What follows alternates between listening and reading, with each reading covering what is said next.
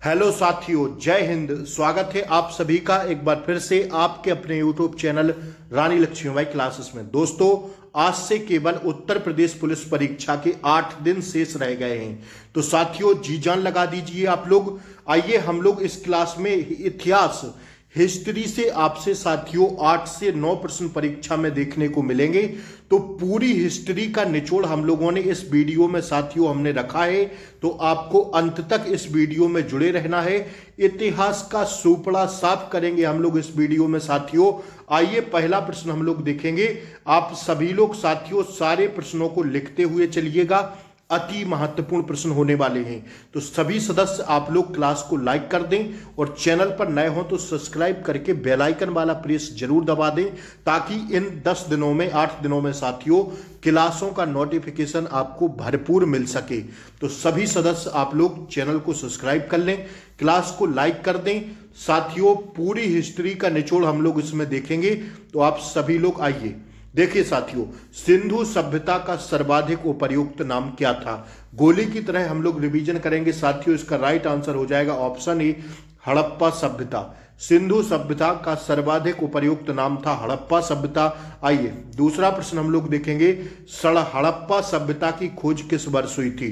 तो साथियों लिखते चलिएगा, वर्ष 1921 में। कब हुई थी दोस्तों? वर्ष 1921 में। तीसरा प्रश्न हम लोग गोली की तरह रिवीजन कर रहे हैं। आप सभी सदस्य जुड़िए, फटाक से शेयर कर दें क्लास को जितना आप लोग कर सकते हैं। आइए, हड़प्पा सभ्यता के संपूर्ण क्षेत्र का आकार किस प्रकार का था? तो इसका राइट आंसर है त्रिभुजाकार था। कैसा था दोस्तों? वही प्रश्न हमने लिए हैं जो आपसे कहीं ना कहीं पुलिस में पूछे गए हैं या पूछे जाने की संभावना है।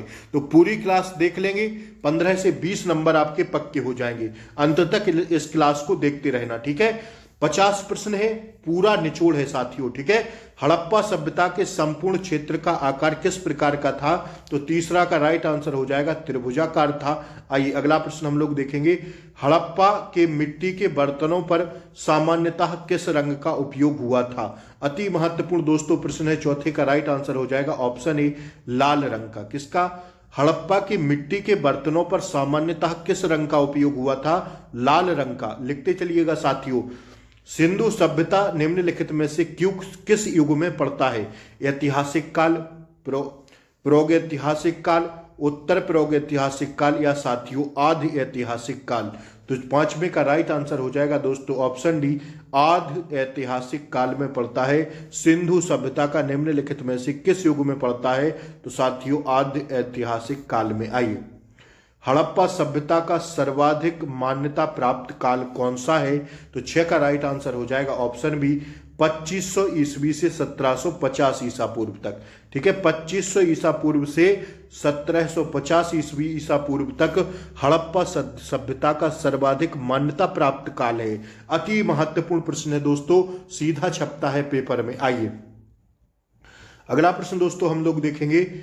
सिंधु घाटी सभ्यता निम्नलिखित में से किस सभ्यता के समकालीन थी?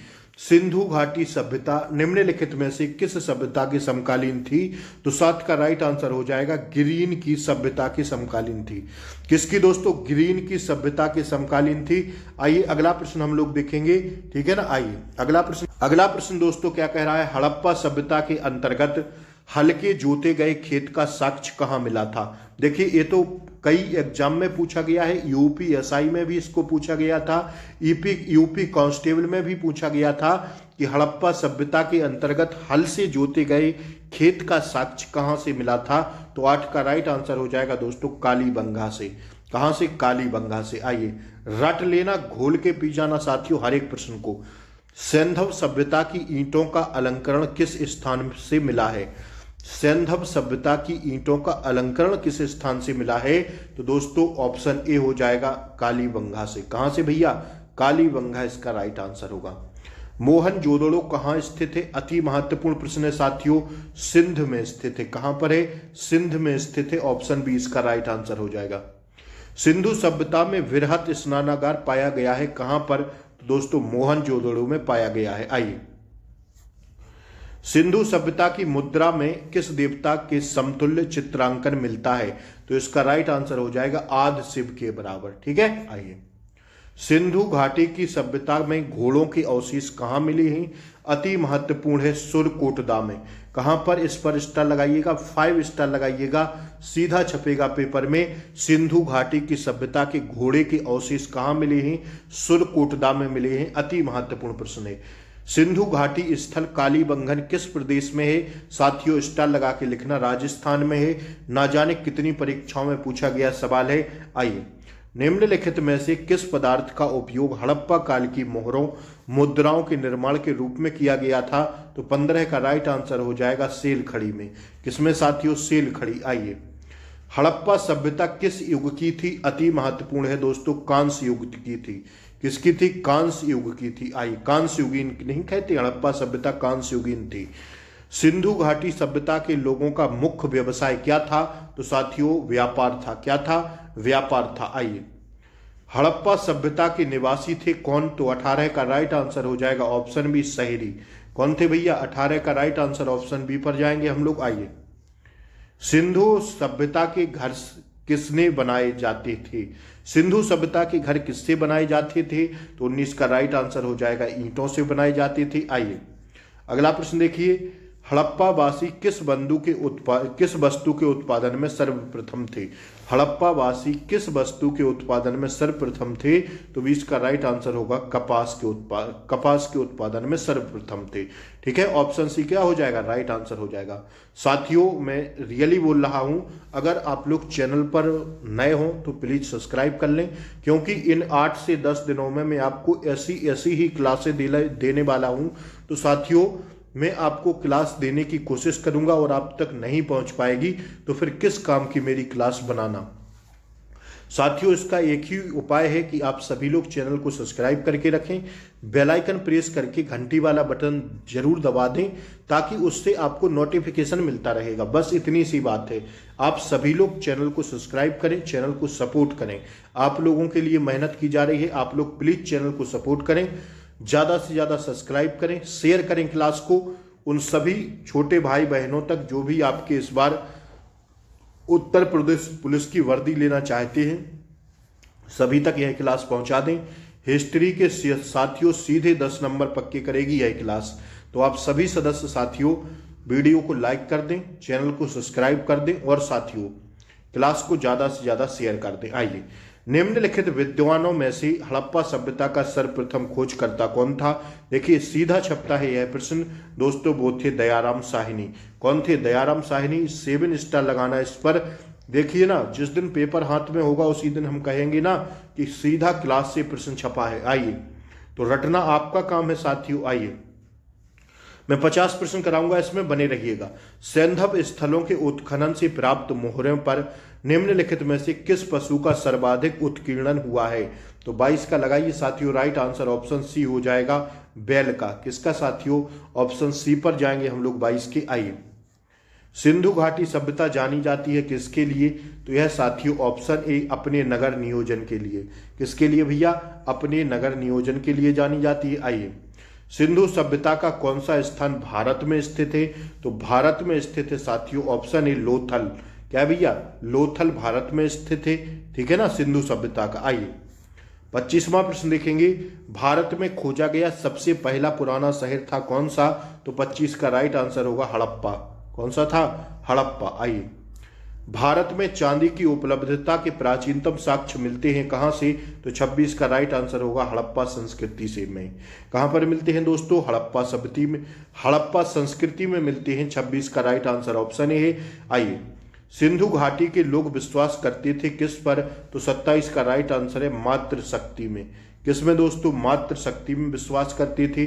सिंधु सभ्यता का पंतनगर बंदरगाह कौन सा था? तो 28 का राइट आंसर हो जाएगा दोस्तों लोथल था। सारे प्रश्नों पर स्टार लगाते चलना। आइए, पैमाने की खोज ने यह सिद्ध कर दिया है कि सिंधु घाटी के लोग माप और तौल से परिचित थे। यह खोज कहाँ हुई थी? तो इसका राइट आंसर हो जाएगा दोस्तों ऑप्शन डी, लोयल में हुई थी। कहां पर हुई थी? लोयल में हुई थी। आइए, हाँ 29 का डी हो जाएगा। 30वां प्रश्न हम लोग देखेंगे, हड़प्पा कालीन समाज किन वर्गों में विभक्त था? तो साथियों यह था विद्वान, योद्धा, व्यापारी और श्रमिक। ठीक है, श्रमिक। चार में विभक्त था। ठीक है, हड़प्पा कालीन समाज साथियों चार वर्गों में विभक्त था। पहला विद्वान, योद्धा, व्यापारी और श्रमिक। ठीक है, आइए अगला प्रश्न हम लोग देखेंगे। हड़प्पा के लोगों की सामाजिक पद्धति थी कैसी? तो 31 का राइट आंसर हो जाएगा साथियों पहला उचित समतावादी। कैसी थी? उचित समतावादी। सिंध का नखलिस्तान वाघ हड़प्पा सभ्यता के किस पुरास्थल को कहा गया है? तो 32 का राइट आंसर जाएंगे साथियों हम लोग ऑप्शन बी पर मोहनजोदड़ो को। किसको भैया? मोहनजोदड़ो को। आइए निम्नलिखित में से कौन सा हड़प्पा कालीन स्थल गुजरात में था? तो 32 का राइट आंसर हो जाएगा ऑप्शन डी लोथल। कौन था साथियों गुजरात में? लोथल। आइए मोहनजोदड़ो का स्थानीय नाम क्या था?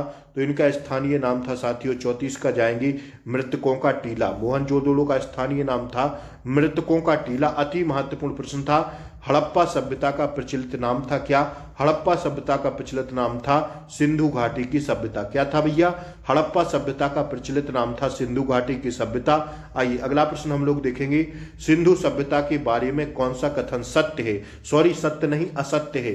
तो जो असत्य कथन है साथियों वो डी वाला हो जाएगा। लोग लोहे से परिचित थे, ये वाला गलत है। ठीक है ना, बल्कि मातृ देवी की उपासना की जाती थी, सही है।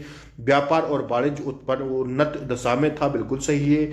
नगरों में नालियों की सुदृढ़ व्यवस्था थी, सही थे। जो असत्य कथन था वो साथियों ऑप्शन डी था। आइए अगला प्रश्न हम लोग देखेंगे साथियों 36 का राइट आंसर ऑप्शन डी देखते हुए आगे बढ़ेंगे।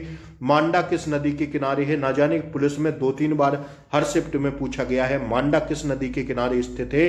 तो 37 का राइट आंसर होगा सिंधु घाटी नदी के किनारे है।